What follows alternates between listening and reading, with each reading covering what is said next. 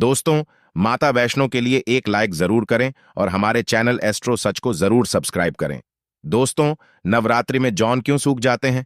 क्यों आपके में हरियाली नहीं आती है? आखिर ये क्या संकेत देता है? नवरात्रि में जो अखंड ज्योत जलती है, उसकी बाती का हम क्या करें? साथ ही साथ यह भी जानिए कि नवरात्रि में जो कलश के नीचे चावल रखे जाते हैं और उसके ऊपर नारियल रखा जाता है, उसका हम क्या करें और बचे हुए तेल का क्या करें? एस्ट्रो सच चैनल में जानिए सब कुछ, वह भी विस्तार पूर्वक से। दोस्तों, जो भक्त सच्चे दिल से माता रानी की पूजा आराधना करते हैं और उनकी भक्ति में लीन हो जाता है, तो माता रानी उसकी सच्ची भक्ति से उसकी पुकार अवश्य सुनती है।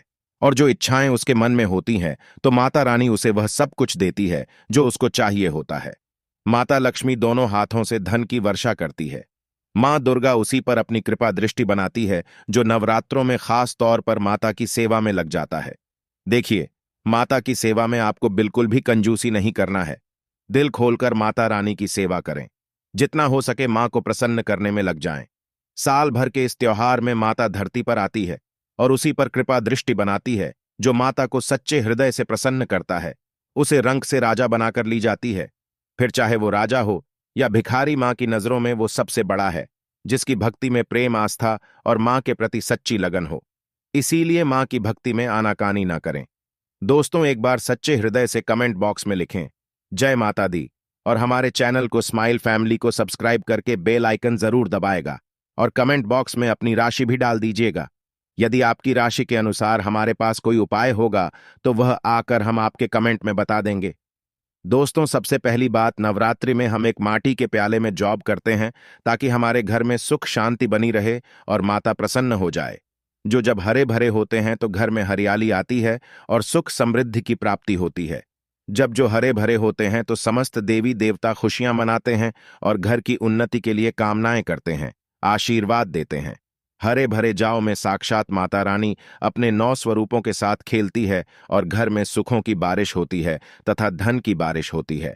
और जिस घर में जौन के अंदर से हरियाली नहीं आती है, तो उस घर में पहले ही पता चल जाता है कि अब आपके घर में गरीबी आने वाली है तथा परेशानियां आने वाली है, क्योंकि आपने पूजा पाठ में कोई ऐसी गलती कर दी होगी जिसके कारण में हरियाली नहीं आ पाई। देखिए, आपको बता दें, हैरानी वाली बात तो है, बिना पानी के माटी में जोर डालते ही उब जाते हैं, वो भी बिना देखभाल करें।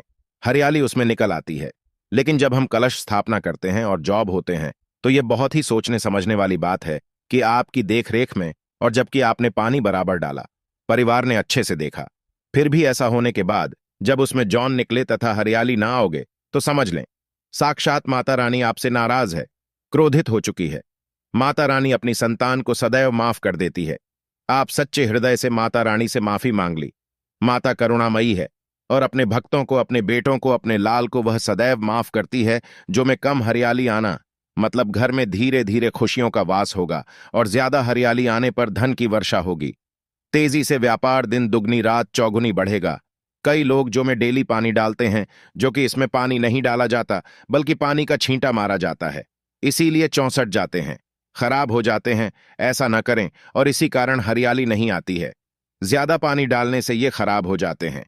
दोस्तों, जॉन जब आपके घर में हरे भरे हो जाए, तब इसमें चांदी का सिक्का या 1 रुपया का सिक्का जरूर डालें। सिक्का डालने से माता प्रसन्न होती हैं और आपके घर में धन का आगमन होना शुरू हो जाता है। दोस्तों, नवरात्रि समाप्त होने के बाद हरे भरे जौ का क्या करें, आइए जानते हैं स्माइल फैमिली। इस चैनल के माध्यम से पहली बात तो यह है कि इसमें जो आपने 1 रुपया का सिक्का डाला है, उसे आप अपने धन रखने के स्थान पर रख लें। इससे धन में बढ़ोतरी होती है। दोस्तों, और अंत में नवरात्रि समाप्त होने के बाद इंजॉय में से थोड़े पत्ते माता रानी के प्रसाद के स्वरूप में पूरे परिवार को खिलाएं। इसके पत्ते खाना बहुत ही शुभ और मंगलकारी माना जाता है। इसे जो भी खाता है वह जल्दी बीमार नहीं पड़ता। और बाकी आप इंजॉय को गंगा में विसर्जित कर दें या नदी की धारा में छोड़ दें। इससे आपका व्रत संपूर्ण और सफल हो जाएगा। दोस्तों, कई लोग अपने घर में अखंड ज्योत जलाते हैं और जो बातें होती हैं तथा तेल बाती, उसे कई लोग इधर उधर फेंक देते हैं या अपने घर में संभाल कर रख लेते हैं या फिर पानी में डाल देते हैं, जो कि इससे आपको कोई फायदा नहीं होता। जो अखंड ज्योति होती है उसे आप मामूली ना समझिए। यह बुझने के बाद भी जागृत अवस्था में होती है। इसमें साक्षात माता दुर्गा का वास होता है। यह चैतन्य अवस्था में होती है, जागृत होती है। दोस्तों, नवरात्रि समाप्त होने के बाद इसके बचे हुए तेल को आप बच्चों की मालिश करने के लिए रखें और आप भी इससे मालिश करें। इससे आपकी सभी बीमारी दूर हो जाएगी और आपके ऊपर सकारात्मकता का संचार होगा। और साथ ही साथ जो अखंड ज्योति की बात होती है उसे आप अपने बाजू में बांध लें। ऐसा कर से आपको धनी होने से कोई नहीं रोक सकता। बच्चे बड़े सभी बांध सकते हैं। इसको बड़ा करने के लिए इसमें आप कलावा बांध सकते हैं। दोस्तों, नवरात्रि में जब कलश स्थापना की जाती है तो कलश के नीचे चावल जरूर रखे जाते हैं और कलश के ऊपर एक नारियल भी जरूर रखा जाता है।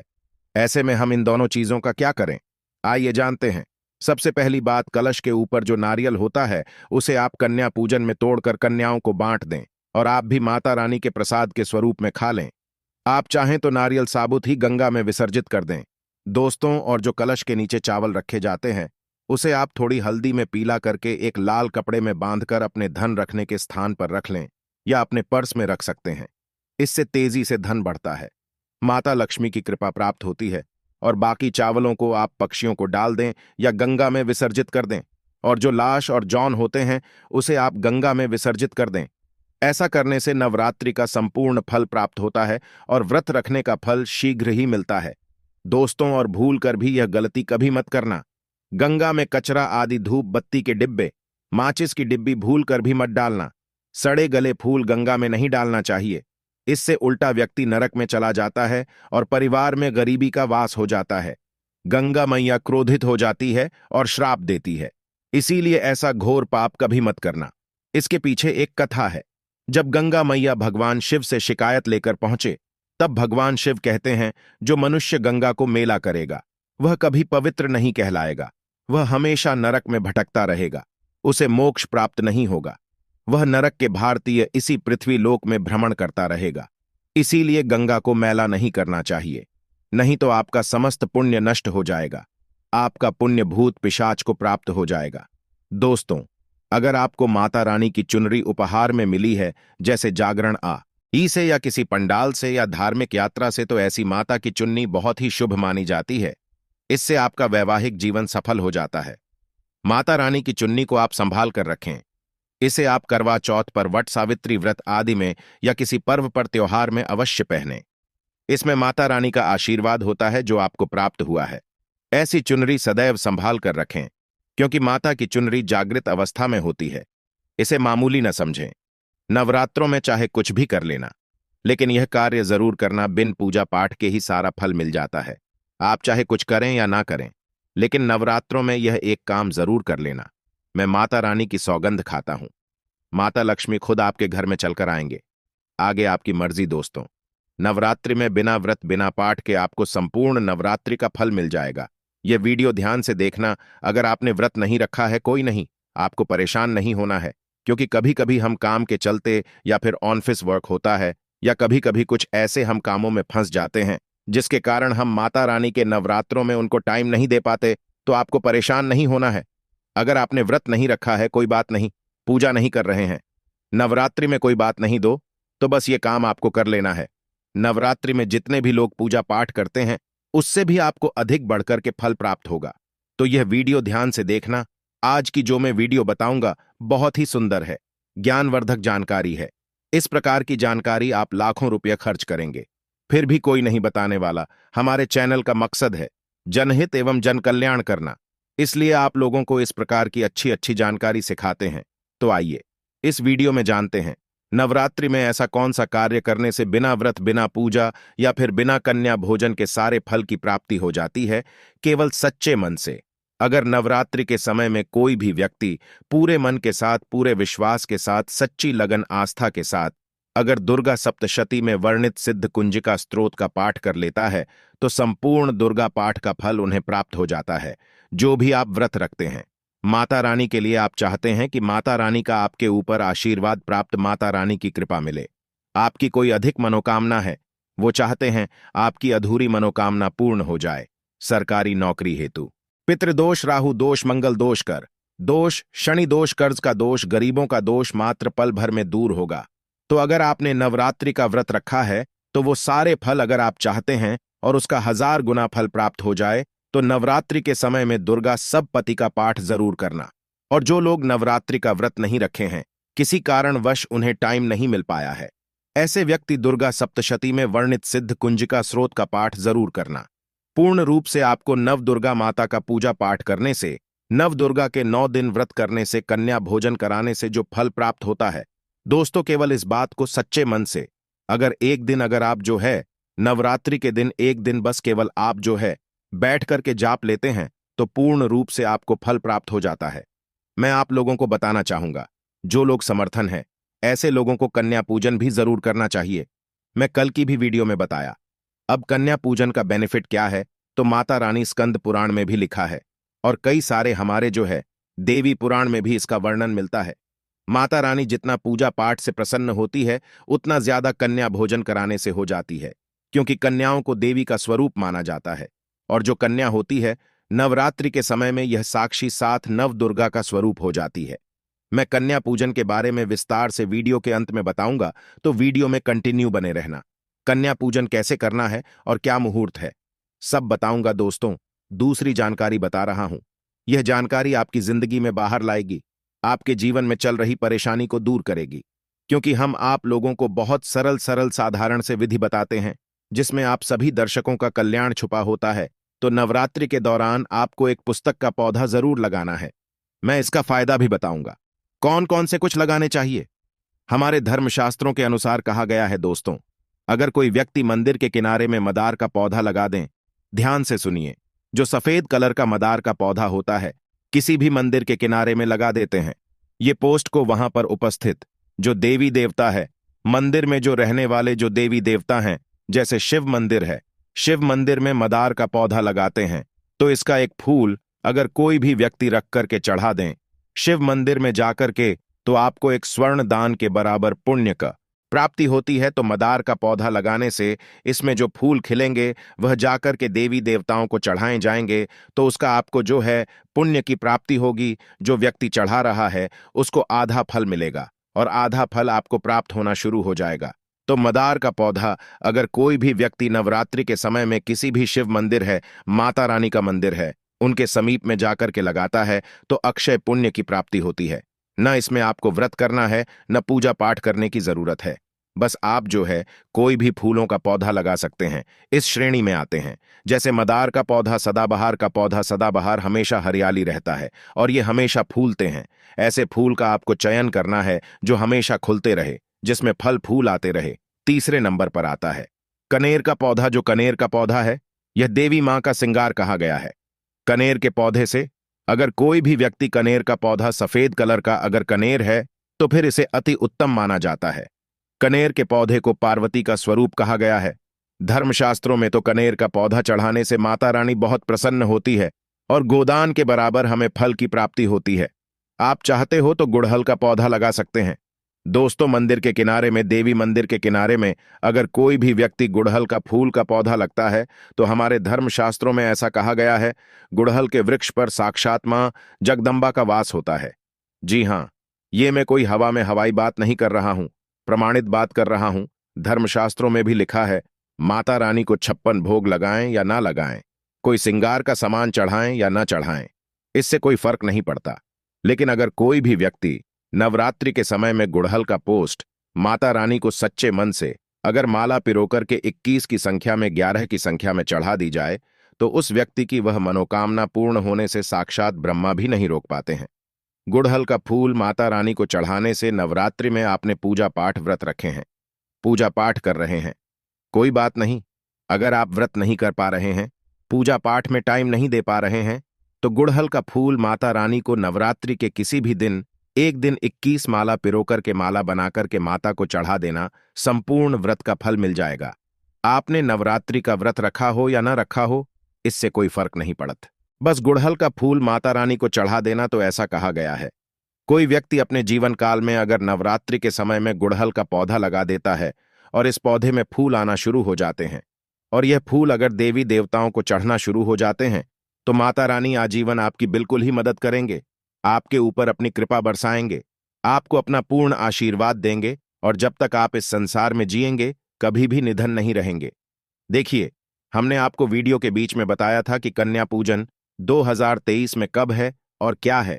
शुभ मुहूर्त आइए जानते हैं इन। याद रहे, कन्याओं को ऐसा खाना कभी मत खिलाना नहीं तो उल्टा बर्बाद हो जाओगे।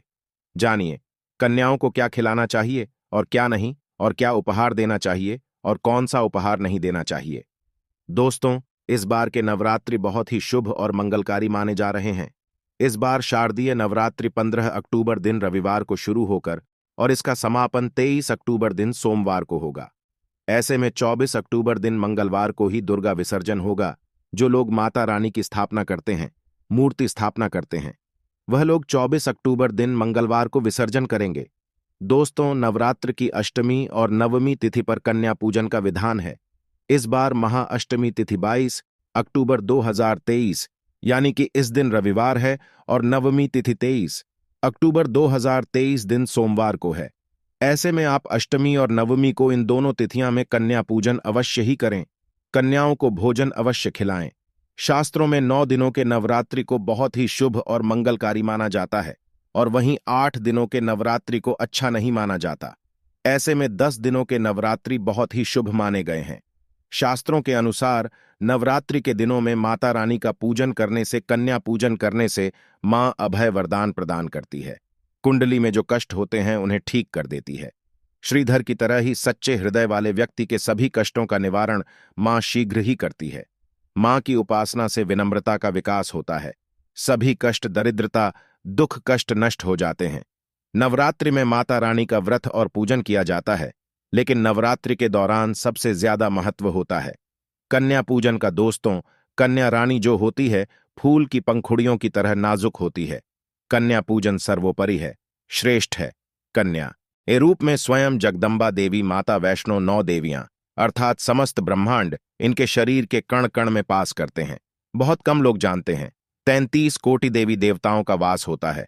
कन्याओं के मस्तक पर कन्या चाहे छोटी हो चाहे बड़ी हो, वह सदैव पूजनीय है, मां के समान नहीं जाती है। दोस्तों, माना जाता है व्रत और उपासना से माता रानी इतना प्रसन्न नहीं होती है जितना कि कन्या पूजन से होती है। नवरात्रि में छोटी छोटी कन्याओं को माता रानी का स्वरूप माना जाता है। कन्याओं को भोग लगाया जाता है, उन्हें प्रसन्न किया जाता है और बदले में आशीर्वाद मांगा जाता है। कन्याओं को प्रसन्न करने के लिए गिफ्ट आदि उपहार वगैरह दिए जाते हैं। माना जाता है अगर कन्याओं को कोई भेद दी जाए और वह उसे खुशी खुशी स्वीकार कर लें तो इसका मतलब है माता रानी अर्थात माता वैष्णो ने वह भेंट स्वीकार कर ली। जिन पर कन्याएं प्रसन्न होती हैं तो समझो उन्हें माता रानी का आशीर्वाद मिल गया और माता रानी की कृपा से उन्हें मुंह मांगा वरदान प्राप्त होता है। कन्या पूजन कोई मामूली पूजन नहीं होता। समस्त ब्रह्मांड में जो पूजा होती है उनसे बढ़कर कन्या पूजन को माना जाता है। 10 बार गंगा स्नान करने से और 100 बार यज्ञ करने से तथा 1000 बार यात्रा करने से जो पुण्य मिलता है, वह मात्र एक बार कन्या पूजन करने से करोड़ों गुना भक्त को मिल जाता है, प्राप्त हो जाता है। दोस्तों, इसीलिए कहा जाता है कि कन्याओं को सताना नहीं चाहिए, इससे समस्त ब्रह्मांड हिल जाता है। कन्याओं की जितनी सेवा की जाए कम ही होती है। कन्याएं कोई मामूली नहीं होती। कन्या के रूप में स्वयं उनके मस्तक पर विराजमान होकर स्वयं देवी चलकर आपके घर तक आती है। नवरात्रि में 2 साल से लेकर 10 साल तक की कन्या का पूजन होना चाहिए। अष्टमी अथवा नवमी को कन्याओं के पैर धोकर भोजन कराना, उपहार आदि देना श्रेष्ठ माना जाता है, दुर्लभ माना जाता है। ऐसा मौका कभी हाथों से नहीं जाने देना चाहिए। इस दिन जितना ज्यादा हो सके कन्याओं को हाथ पकड़कर, पैर पकड़कर अपने घर तक लेकर आए। दोस्तों, वीडियो में आगे बढ़ने से पहले आप अपनी राशि भी कमेंट बॉक्स में जरूर डाल दीजिएगा। यदि हमारे पास कोई उपाय होगा तो वहां आकर हम आपके कमेंट का रिप्लाई में बता देंगे। कोई भी राशि के अनुसार अगर उपाय करता है तो माता वैष्णो बड़ी प्रसन्न होती है और ऐश्वर्य धन प्रदान करती है, माला माल बना देती है। इसीलिए राशि कमेंट में जरूर छोड़ें और हाँ, माता को एक लाइक जरूर करें। लाइक करने में कंजूसी न करें। दोस्तों, कैसे करें कन्याओं का स्वागत? कन्या जब आपके घर आए तब सभी के पैरों को दूध और पानी से उनके पैरों को दिलाना चाहिए। खासकर मर्दों को कन्याओं के पर आवश्यक धोने चाहिए, इससे मैया वैष्णो प्रसन्न होती है। दोस्तों, फिर उसके बाद कन्याओं को किसी साफ जगह पर जमीन पर कपड़ा बिछाकर बैठाना चाहिए। उनके माथे पर अक्षत, फूल और कुमकुम लगाना चाहिए। फिर उसके बाद भोजन ग्रहण करवाना चाहिए। लेकिन हमेशा याद रहे, कन्याओं की थाली में 3 पूरियां कभी न रखें। इसे शुभ नहीं, घोर अशुभ माना जाता है। 3 पूरियां तथा 3 रोटियां मरने वाले व्यक्ति के लिए निकाली जाती हैं और जेल में कैदियों के लिए दी जाती है। ऐसे में कन्याओं को उनकी थाली में 3 पूरी कभी न दें। लेकिन एक दो करके पूरियां दे सकते हैं। इससे 3 संख्या बढ़ जाती है और दोष भी नहीं लगता। दोस्तों, कन्याओं को खाना खिलाने के बाद अंतिम में कन्याओं के सर पर लाल चुनरी उड़ाना चाहिए और भोजन में आपको खीर, पूड़ी, हलवा, चना तथा आलू की सब्जी, छोले वगैरह की सब्जी, चाहे पनीर आदि भी खिलाया जा सकता है। वैसे माता रानी का प्रिय भोजन खीर, हलवा, पूड़ी और छोले आदि ही है, लेकिन भूल से भी लहसुन और प्याज का इस्तेमाल कभी ना करें, अन्यथा अनर्थ हो जाएगा। अक्सर कई लोग कन्याओं को कुरकुरे का पैकेट, चिप्स वगैरह का पैकेट खेलते हैं, जो कि घोर अनर्थ माना जाता है, क्योंकि इसमें लहसुन, प्याज का इस्तेमाल होता है, जिसके कारण आपका व्रत खंडित हो सकता है। मां दुर्गा क्रोधित हो सकती है। जहां आपने 9 दिनों तक लहसुन, प्याज का परहेज किया, लेकिन आपकी एक गलती पूरे व्रत को खंडित कर सकती है। इतना भी नादान नहीं बनना चाहिए कि माता रानी रुष्ट हो जाए और कन्याओं को भी अशुद्ध होना पड़े। कन्याओं को डब्बा बंद कोई भी ऐसी चीज न खिलाएं जिसमें लहसुन, प्याज होता है। कई चीजें ऐसी होती हैं मार्केट में जिसके अंदर लहसुन, प्याज का इस्तेमाल होता है, ऐसा आप कभी मत करना। दोस्तों, कई लोग कन्या पूजन में खाना घर पर नहीं बनाते और मार्केट से रेडीमेड लाकर ही खेलते हैं तथा दही जलेबी खिलाते हैं, जो कि शुभ नहीं माना जाता है। दोस्तों, ऐसा खाना खिलाते हैं जिनके घर में, मान लीजिए, कोई दुर्घटना आदि हो गई है या घर में कोई बीमार है या कोई मुसीबत है, तब वह ऐसा करते हैं। लेकिन अगर आप स्वस्थ हैं, आपको कोई पीड़ा नहीं है, तो ऐसा भूल कर भी नहीं करना चाहिए। माता रानी दही जलेबी नहीं, आपके हाथों का बना भोजन खाना चाहती है, आपका प्यार चाहती है। फिर चाहे आप घर में एक ही पूरी क्यों ना बनाएं माता के लिए, पर आप स्वयं ही अपने हाथों से माता रानी को भोजन खिलाएं। देखिए, भले ही आप दही जलेबी खिला सकते हैं, परंतु माता को घर का बना हुआ शुद्ध भोजन ही अति प्रिय है। खासकर नवरात्रों के दौरान घर में पका खाना अवश्य बनाना चाहिए। माता रानी बहुत प्रसन्न होती है। घर का बना पक्का खाना ही कन्याओं को खिलाना चाहिए। हमेशा याद रखें, कन्याओं को प्लास्टिक के बने दोने में खाना नहीं खिलाना चाहिए। ऐसे बर्तन पूजा पाठ के लिए शुभ नहीं, अशुभ होते हैं, क्योंकि प्लास्टिक के ज्यादातर बटन जो होते हैं जानवरों की हड्डियों द्वारा बनाए जाते हैं। इसीलिए ऐसा पाप मत करना। कन्याओं को हमेशा स्टील के बर्तन, पत्तों से बने बर्तनों में ही भोजन कराना चाहिए। बहुत ही शुभ माना गया है। अगर पेड़ के पत्ते में भोजन कराते हैं तो माता अभय वरदान प्रदान करती है। दोस्तों, एक और बात हम आपको बताने वाले हैं कि यदि नवरात्रों के समाप्त होने के बाद यदि बीच में कन्या पूजन में शुक्रवार का दिन पर जाए, तो कन्याओं को कोई भी खट्टी चीज नहीं खिलाना चाहिए, क्योंकि शुक्रवार का दिन माता संतोषी को समर्पित होता है और माता संतोषी नवरात्रों के दिनों में सक्रिय अवस्था में होती है, यानी वो भी 9 देवियों के साथ में आपके घर में आती है। इसीलिए कन्याओं को भूलकर भी शुक्रवार का दिन अगर पर जाए तो खट्टी चीज घर में नहीं बनाना चाहिए और कन्याओं को भी खट्टी चीज नहीं खिलाना चाहिए। घोर पाप लगेगा। आपका किया कराया सब बर्बाद हो सकता है। खट्टी चीजों से माता संतोषी रुष्ट हो सकती है, चिढ़ सकती है, आपको श्राप दे सकती है। इसीलिए नादान न बने। दोस्तों, भोजन कराने के बाद कन्याओं की थाली में एक लौंग जरूर रखना चाहिए, क्योंकि लौंग देवी शक्ति तथा दुर्गा मां को बहुत प्रिय है। लौंग माता शक्ति का प्रतीक होती है। लौंग में नव दुर्गा का वास होता है। इन 9 दिनों में माता रानी को लौंग का भोग लगाया जाता है, तो खाना खाने के बाद कन्याओं को लौंग अवश्य अर्पित करें। माता रानी को अमृत से बढ़कर लौंग प्रिय है। इसीलिए कन्याओं को थाली में चुपचाप एक लौंग जरूर रख दें। आपका भाग्य चमक जाएगा। माता लक्ष्य में आपके जीवन में धन की कोई भी कमी नहीं होने देंगे। दोस्तों, आपको बता दें, कन्याओं को उपहार में क्या दें। कन्याओं को खुश करने के लिए उनकी थाली में दक्षिणा डालें, ताकि आपके घर में संपन्नता बनी रहे तथा धन की कोई भी कमी ना हो। कन्या जब आपके घर से खुशी खुशी धन लेकर जाती है, तो वह भी आपको खुशी खुशी कई गुना आप धन प्रदान करती है। इस समय कंजूसी मत करना। खुशी खुशी कन्याओं को धन अवश्य देना। कन्याओं को कोई सुंदर गिफ्ट दे सकते हैं। शास्त्रों में बताया जाता है कि कन्या जितना खुश होती है, माता रानी उतना ही जल्द फल की प्राप्ति प्रदान करती है। ऐसे में आप कन्याओं को चॉकलेट बॉक्स दे सकते हैं तथा खूबसूरत कपड़े दे सकते हैं। याद रहे, काले कपड़े ना दें और स्टील के बर्तन भी गिफ्ट के तौर पर दे सकते हैं। याद रहे कि कन्याओं को लोहे का कोई भी सामान नहीं देना चाहिए, नहीं तो राहु केतु का प्रभाव आपके जीवन में प्रवेश कर जाएगा। राहु काल तथा राहु दोष आपको लग जाएगा। आप बर्बाद भी हो सकते हैं।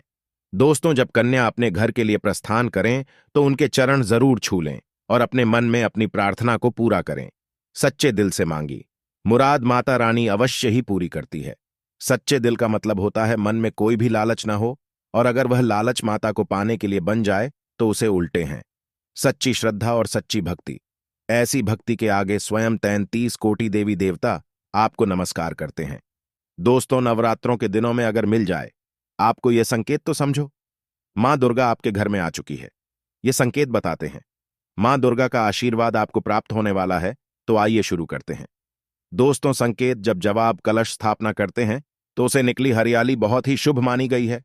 कहा जाता है कि जाओ से निकली हरियाली हमारे भविष्य में होने वाले अच्छे और बुरे होने का संकेत देती है। ये सभी बातें हमारे आने वाले साल का भविष्य बताती हैं।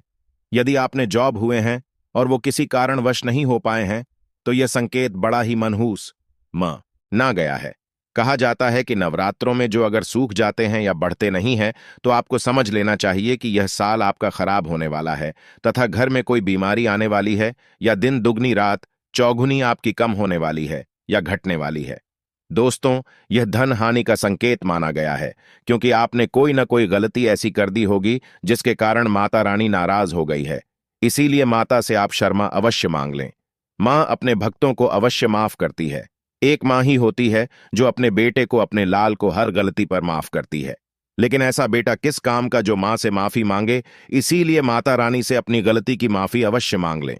मैया वैष्णो अपने भक्तों को कभी निराश ही नहीं करती, बल्कि उन्हें धन धान्य से और खुशियों से परिपूर्ण बना देती है। और दोस्तों, यदि जो हरे भरे हो जाते हैं तो यह शुभ संकेत होता है। इससे आने वाले समय में आपको बहुत ज्यादा ही धन लाभ होगा। माना जाता है कि 1 रुपए का सिक्का या चांदी का कोई भी सिक्का जॉब के बीचों बीच में अगर मिट्टी में दबा दिया जाए तो घर में सुख समृद्धि आती है। माता लक्ष्मी दौड़ी दौड़ी चली आती है। जो के अंदर हमेशा 1 रुपए का सिक्का अवश्य डालना चाहिए। जो को खाली नहीं रखना चाहिए, उसमें धन वगैरह अवश्य डालना चाहिए। इससे माता का आशीर्वाद सदैव परिवार पर बना रहता है और जीवन में कोई भी संकट नहीं आता। खाली मतलब धन भी खाली, खुशियां भी खाली ही मिलेंगे। दोस्तों, नंबर 2, यदि आपकी नींद नवरात्रों के दौरान सुबह 4 बजे के आसपास खुलती है तो इसे बड़ा ही शुभ संकेत माना जाए आता है, क्योंकि यह समय ब्रह्म मुहूर्त कहलाता है। इस समय देवी शक्ति अपने सच्चे भक्तों को ही जागती है। इस समय उठाना मतलब माता की कृपा प्राप्त करने के बराबर माना गया है। ये संकेत बताते हैं कि माता की सच्ची भक्ति का प्रभाव आपके ऊपर हो चुका है और माता रानी आपको जल्दी ही कोई खुशखबरी देने वाली है। मां आपकी सच्ची भक्ति से बहुत खुश है। दोस्तों, नंबर 3, यदि नवरात्रि में आपका मन प्रसन्न होने लगे, पूजा पाठ में आपका मन लगने लगे, पूजा करते समय मन का शांत होना यह दर्शाता है कि आपको बहुत जल्द मां की कृपा प्राप्त होने वाली है। माता रानी आपकी भक्ति से बहुत खुश है। आपकी भक्ति माता रानी को आनंद दे रही है। ऐसे व्यक्ति को समझ जाना चाहिए कि उसके जीवन में आप अच्छा समय आने वाला है। दोस्तों, नंबर 4, नवरात्रों के दौरान अगर मां के गले से फूल गिर जाए तथा जौ के हरे भरे पत्ते अगर बिन हवा के ही जाए तो इसे अति उत्तम माना गया है। यह संकेत बताता है कि माता रानी का आगमन आपके घर में अस्थायी रूप से हो चुका है। आपको माता लक्ष्मी की कृपा प्राप्त होने वाली है। यह संकेत कुछ खास लोगों को ही दिखाई देते हैं। माना जाता है कि पूजा करते समय अगर धुआं अधिक बढ़ जाए तो इससे यह पता चलता है कि आपके घर से गरीबी हमेशा हमेशा के लिए जाने वाली है। भूत प्रेत आत्माएं अब आपके घर से हमेशा के लिए जाने वाले हैं। पूजा करते समय धुएं का अधिक हो न बहुत ही शुभ और मंगलकारी माना गया है। यह संकेत भविष्य में अच्छे परिणाम को दर्शाते हैं। दोस्तों, नंबर 5, द्वार पर गाय का आना। वेदों में बताया जाता है कि नवरात्रि के दौरान गाय माता का घर में आना बड़ा ही शुभ संकेत माना गया है। नवरात्रि में द्वार पर गाय का आना अत्यंत शुभ है। यदि आपके भी द्वार पर गाय आती है तो गाय के माथे पर कुमकुम लगाना ना भूलें तथा गाय को रोटी जरूर खिलाएं। इससे मां दुर्गा अत्यंत प्रसन्न होंगे और आपकी झोली खुशियों से भर देंगे। द्वार पर गाय का बार बार आना भी जीवन में आने वाले अच्छे संकेतों की ओर इशारा करता है। दोस्तों, नंबर 6, सपने में शेर का दिखाई देना। अगर आपके सपनों में मां दुर्गा दिखाई देती है, अर्थात कोई भी देवी अगर आपके सपनों में दिखाई देती है तो बड़ा ही शुभ माना गया है। नवरात्रों के पावन अवसर पर माता के 10 किसी खास भक्तों को ही होते हैं। ये सपने कभी किसी को शेयर करना। यदि माता की सवारी तथा शेर रात्रि में सपने में बार बार दिखाई देता है तो मां दुर्गा आपसे प्रसन्न है। ये संकेत बताते हैं कि जल्द ही आपकी कोई मनोकामना अवश्य पूर्ण होगी और आपके शत्रुओं का नाश हो जाएगा। शत्रु आपके नाम से ही थरथर कांपने लगेगा। मां दुर्गा का वाहन शेर है, इसीलिए नवरात्रि में शेर का दिखाई देना अत्यंत शुभ संकेत होता है। दोस्तों, नंबर 7, यदि कोई छोटी कन्या आपको सुबह सुबह लाल वस्त्र धारण किए हुए दिखाई देती है, तो आपने साक्षात मां दुर्गा के दर्शन किए हैं। यदि नवरात्रों में सबसे पहले आपके घर में कन्याओं का आगमन हो जाए, तो समझो आपको दुनिया की कोई भी शक्ति, ब्रह्मांड की कोई भी शक्ति आपको करोड़पति होने से नहीं रोक सकती। आपके जीवन में, आपके घर में माता लक्ष्मी का आगमन होने वाला है। आप दिन दुगनी रात चौगुनी तरक्की करेंगे। खुशियां मनाई गईं और मिठाइयां बांटी। ऐसे में कन्याओं को भरपूर तरीके से खुश रखें और उनका आगमन दूध से चरण धुलाकर करें। कोई भी कंजूसी न करें।